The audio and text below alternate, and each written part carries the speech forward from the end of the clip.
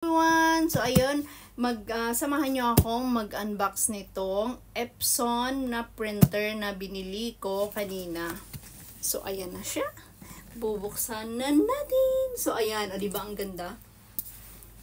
Samahan nyo ako magbukas nito.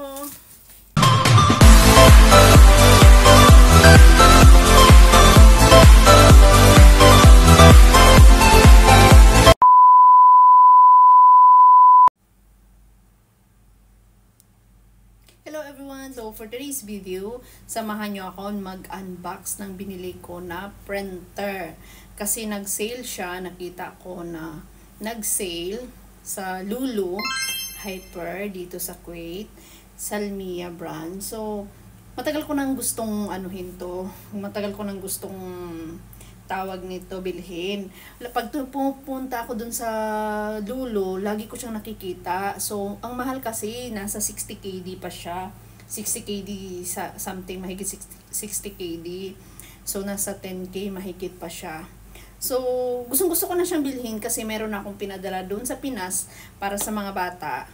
Para sa mga anak ko, is yung HP, pero cartridge yung ink niya.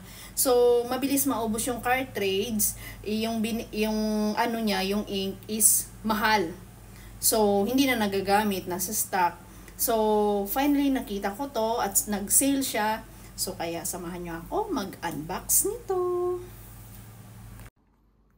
So, guys, ayan yung binili ko na printer. Tapos, ang kagandahan dito is meron siyang kasamang ink.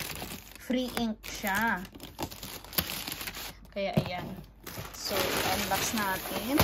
Pero kanina doon, chinek na ito kanina. Doon pa lang, chinek na nila. So, ayan siya. Epson EcoTank L3210. Ito yung ano niya. So, ayan. Bubuksan natin. I-unbox ko and we'll see. So, ayan mga langga, mag-unbox ako ng binili kong Epson printer. Very useful talaga ito sa atin. Lalo na pag may estudyante na ano, hindi na nila kailangan pumunta ng printer or copying ano para mag-copy. O, diba? So, ayan. Ito yung laman niya.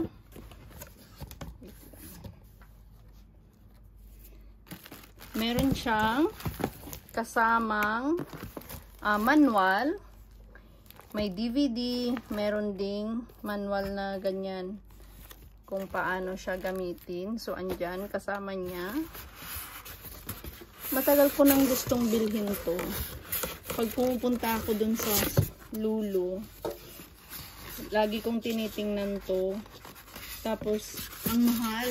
Nasa 60 mahigit. 60 KD. So, nasa 10,000 mahigit pa siya. So, hindi ko afford. Sabi ko, sana one day, i-sale nila. Kasi nga, very useful talaga to. Magagamit talaga ng mga estudyante. Nagpadala na ako dati dun sa Pilipinas. Kaso mo lang, iba yon cartridge. Sale din yun dati. Mura, pero cartridge siya. So, naubos na yung ink niya. Ang mahal ng ink niya. Kaya hindi na nagagamit. And then ito, meron siyang free na ink. 5 piraso na ink. So, ayan. 2 black. Free na ito mga langga dito ha. Kasama na ito. So, ayan. Meron siyang black, may yellow, may magenta. Cyan, ewan ko. At saka black. So, bali 5 piraso. Sa picture, maliliit yung bottle nito. Pero malalaki pala. 65 ml na siya. Yung free niya. So, 5 pieces. O, diba? Maganda na siya. And then, almost 40% yung pagka-sale nito. So, ayan. Ang kagandahan dito is nasa labas yung ink. Ewan ko sa Pinas, mga 8K, 9K. Same price lang din naman siguro. So, ayan siya. And then, ito na yung ating printer. Ilabas ang mahiwagang printer. Matagal ko na talaga itong bibilhin ko siya. Kasi gusto ko para sa mga anak ko. So, ayan, meron din siyang kalasamang cord. Siyempre, no? Hindi pwedeng walang cord. Paano aandar? Pero doon kanina, pina-check ko na to. Kasi kailangan natin ipa-check bago bilhin. Kung gumagana ba, ganon. Kasi sabi ko, i-check mo kasi dadalhin pa yan, ipapadala ko yan sa Pilipinas. So, ayan na siya. Meron din siyang manual dito na nakalagay kung paano ilalagay yung cartridge, yung lahat-lahat. Start here. Andito lahat. So, at least may guide siya. And then, dito na part, dito yung tawag nito. Dito ilalagay yung ink. So, ayan. Ayan mga langga. So, ayan. Dito ilalagay yung ink. So, ayan. Yan siya.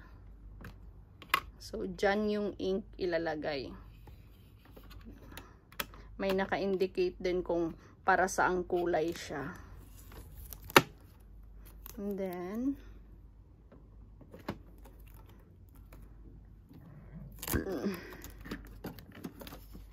titignan natin dito.